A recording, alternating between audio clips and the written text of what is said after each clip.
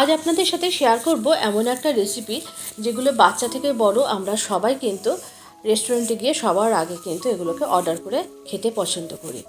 আজকে আপনাদের সাথে শেয়ার করব ঝিঙ্গে পার্সেল, ডমিনোজ স্টাইল ঝিঙ্গে পার্সেল। এই ঝিঙ্গে পার্সেলটা কিন্তু আপনারা ভেজ বানাতে পারেন, নন ভেজও বানাতে পারেন। ভেজ বানালে আপনারা এতে সবজি দেবেন, পনির দেবেন, আর যদি নন ভেজ বানান তাহলে আপনারা এতে চিকেন বা এগের কোনো রকম প্রিপারেশনও করতে পারেন। আর বানানো একদম সহজ, শুধু কয়েকটা টিপস অ্যান্ড ট্রিক্স ফলো করলে কিন্তু এই ঝিঙ্গি পার্সেলটা বাড়িতে সহজেই বানিয়ে নেওয়া যায়। এবং আজকে কিন্তু আমি এই ঝিঙ্গি পার্সেলটা একদমই গ্যাসে বানাবো, কোনো রকম মাইক্রো ওভেন ছাড়াই। তাহলে চলুন আজকে আমরা এই ঝিঙ্গি পার্সেলটা স্টার্ট করি। প্রথমেই আমি এখানে কিছুটা ইস্ট নিয়েছি। প্রথমে আমি এখানে 1 চামচ মতো চিনি নিয়েছি, আর নিয়েছে বড় চামচের 1 চামচ ইস্ট। আর ঈশাদুষ্ণ গরম জলে প্রথমেই আমি ইস্টটাকে একটু অ্যাক্টিভেট হতে দেবো। ভালো করে ইস্টটাকে গুলে আমি একটা ঢাকনা চাপা দিয়ে ইস্টটাকে রেখে দিয়েছি প্রায় 10 মিনিট মতো। আর এই সময় আমি ময়দাটাকে রেডি করে নেব। এখানে আমি এই ঝিঙ্গি পার্সেল বানানোর জন্য এখানে নিয়েছি মেজারিং কাপের 1 কাপ মতো ময়দা। আপনারা ময়দাটা আপনাদের পরিমাণ মতো নেবেন। আর নিয়েছি স্বাদ অনুযায়ী লবণ। আর এরপরেই এর মধ্যে দিয়ে দিয়েছে অল্প একটু রিফাইন্ড অয়েল। আপনারা কিন্তু পুরোটা বাটারেও করতে পারেন, তাহলে কিন্তু এর টেস্ট আরও অনেক বেশি হয়।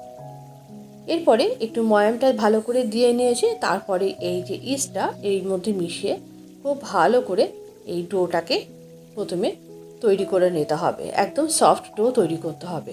ডোটা যাতে আরও সফট হয় তার জন্য ডোটা রেডি হওয়ার পর এর মধ্যে দিয়ে দিয়েছি বেশ কিছুটা পরিমাণ বাটার। আর বাটার দিয়ে দেখুন এই রকম করে কিন্তু ডোটাকে হাত দিয়ে চেপে চেপে এবং একটু টেনে টেনে মাখতে হবে।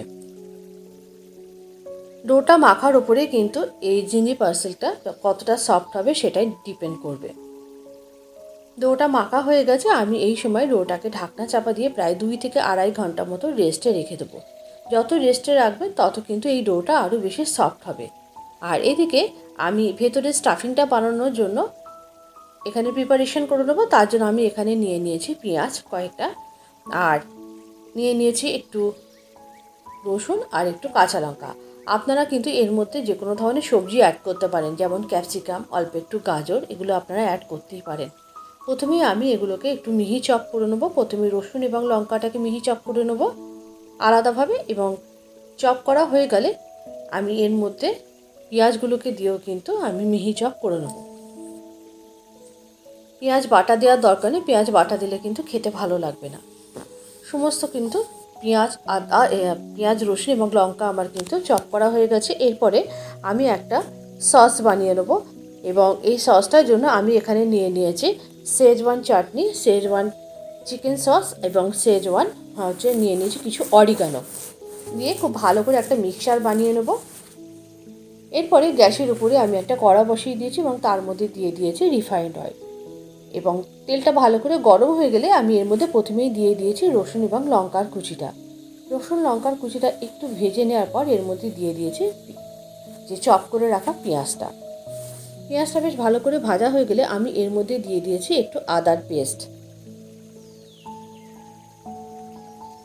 দিয়ে ভালো করে একটু কষিয়ে নিতে হবে, এবং দিয়ে দিতে হবে অল্প একটু লবণ। লবণটা দেওয়ার পর কিন্তু এর মধ্যে চিকেনটা দিয়ে দেবো। লবণটা প্রথম থেকেই অল্প দেবেন, তার কারণ এই যে সসগুলো দেবো সসে কিন্তু অলরেডি প্রচুর লবণ থাকে।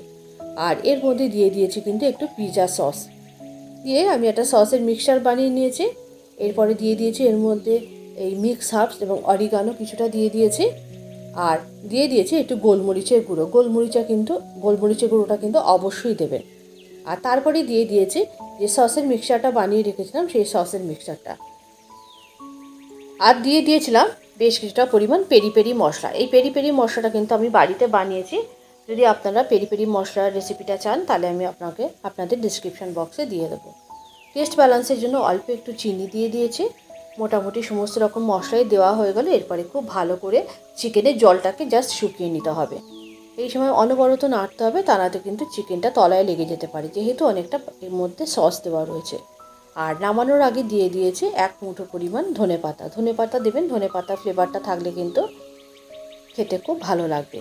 এদিকে কিন্তু ডোটা একদম রেডি হয়ে গেছে, দেখুন কতটা সফট হয়েছে। এবার ডোটাকে আমি একটা থালার মধ্যে নিয়েছি। নিয়ে দেখুন এরকম করে আবারও টেনে টেনে হাত দিয়ে চেপে চেপে কিন্তু ডোটাকে আরও 5 থেকে 6 মিনিট মেখে নিতে হবে। ডোটা যত বেশি সফট হবে তত বেশি কিন্তু জিঙ্গি পার্সেলগুলো খেতেও ভালো হবে এবং বেক করতেও সুবিধা হবে। এরপরে আমি ছোট ছোট করে দেখুন এরকম করে করে লেচি কেটে নিয়েছি।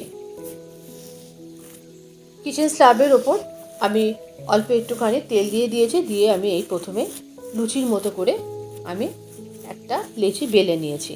নিয়ে দেখুন আমি 3 পাশ থেকে এরকম করে হাত দিয়ে দিয়ে মুড়িয়ে দিয়েছি, একটা ট্রায়াঙ্গেল মতো করে নিয়েছি। তারপরে এর মধ্যে দিয়েছি বেশ কিছুটা পরিমাণ চিজ দিলে কিন্তু আরও বেশি খেতে ভালো লাগবে। আর তারপরে এর মধ্যে দিয়ে দিয়েছি যে স্টাফিংটা চিকেনের, সেটা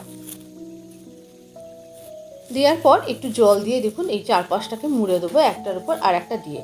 আর এর মধ্যে আমি আর একটুখানি দিয়ে দিয়েছি চিজ যত দেবেন ততই কিন্তু এটা খেতে ভালো লাগবে। এইভাবে পার্সেলগুলোকে রেডি করে নিতে হবে। দেখুন আমি এবার আর একটা অন্য শেপে আপনাদেরকে করে দেখাচ্ছি। ডমিনোস জিঙ্গি পার্সেলগুলো কিন্তু এরকমই দেখতে হয় এবং খেতেও কিন্তু সেরকমই হবে, বরং বাড়িতে বানালে সেটা অনেক হাইজেনিক হবে এবং সেটা শরীরের জন্য ভালো, আর টেস্টেও কিন্তু কোনো রকম কিন্তু খামতি হবে না ডমিনোসের থেকে। তারপরে আমি কিন্তু এটাকে বানিয়ে নিয়েছি আর একটা অন্য শেপে। দেখুন বানানোর পর আমি একটুখানি ছুরি দিয়ে গায়ে একটু দাগ কেটে দিয়েছি একটু দেখতে ভালো হওয়ার জন্য, আর 4-5টা কিন্তু এভাবে মুড়িয়ে দিয়েছি। একদমই সহজ, আপনারা যেরকমভাবে পিঠে বানান ঠিক সেরকমভাবে এগুলোকে বানিয়ে নেবেন। আর কিছু না, সমস্ত বানানো হয়ে গেলে এইগুলোকে একদম বেক করতে বসিয়ে দেবো। এর জন্য আমি প্রথমে একটা কড়া একটু প্রিহিট করে নিয়েছি। এই কড়াটা কিন্তু আমি এই বেক করার জন্যই ব্যবহার করি। তারপরে আমি এর মধ্যে দিয়ে দিয়েছি জিঙ্গি পার্সেল যেগুলো সেই থালার মধ্যে করে নিয়ে দিয়ে দিয়েছি। আর অবশ্যই প্লেটটা কিন্তু আপনারা জিঙ্গি পার্সেলগুলোর মধ্যে রাখার আগে কিন্তু অবশ্যই একটু অয়েল ব্রাশ করে নেবেন, তা নয়তো কিন্তু তলায় লেগে যেতে পারে।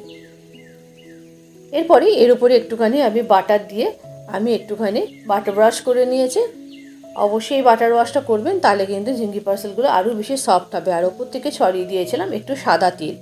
এদিকে জিঙ্গি পার্সেলগুলো বেক হচ্ছে, এই সময় আমি একটা ডিপ বানিয়ে নেবো। তার জন্য আমি নিয়ে নিয়েছি শেজওয়ান চাটনি। আপনারা শেজওয়ান সসও নিতে পারেন, তবে চাটনিটা দিলে একটু ঝাল ঝাল হয়, তাই আমি একটু চাটনিটা দিয়েছি। আর দিয়ে দিয়েছি কিছুটা পরিমাণ মেয়োনিজ দিয়ে আমি এটাকে একটা ডিপ সস বানিয়ে নিয়েছি। আর আপনারা চাইলে কিন্তু আপনারা যে কোনো ধরনের ডিপ বানাতে পারেন, খেতে কিন্তু যাই বানান সেটাই খেতে ভালো লাগবে। আর বারবার কিন্তু এরকম একটুখানি করে কিন্তু বাটার ওয়াশ করে দিতে হবে, তাহলে কিন্তু এই জিঙ্গি পার্সেলগুলো খেতে অনেক বেশি টেস্টি হবে আর সফট হবে। এক পিঠ হয়ে গিয়েছে, এবার আমি এটাকে একটু উল্টিয়ে পাল্টিয়ে দেবো।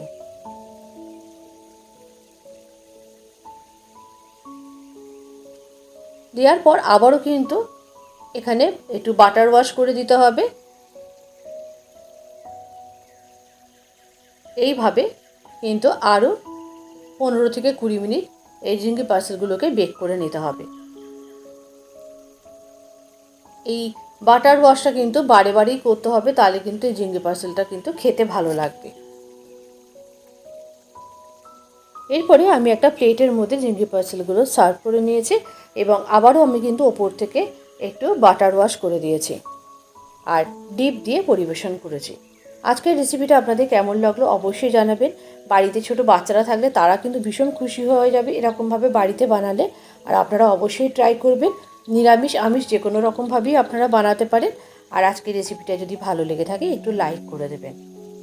অন্তরার কুক অ্যান্ড বেক পরিবার শুধু অন্তরার না, এটা আপনাদের সবার পরিবার। আর আপনাদের সকলের সহযোগিতা এবং ভালোবাসায় এই পরিবারকে আরও অনেক দূর এগিয়ে নিয়ে যেতে চাই। আজকের রেসিপিটা তাহলে এই পর্যন্ত। আবারও দেখা হবে পরবর্তী ভিডিওতে আর একটা নতুন কোনো রেসিপির সাথে। সবাই অনেক ভালো থাকবেন, সুস্থ থাকবেন।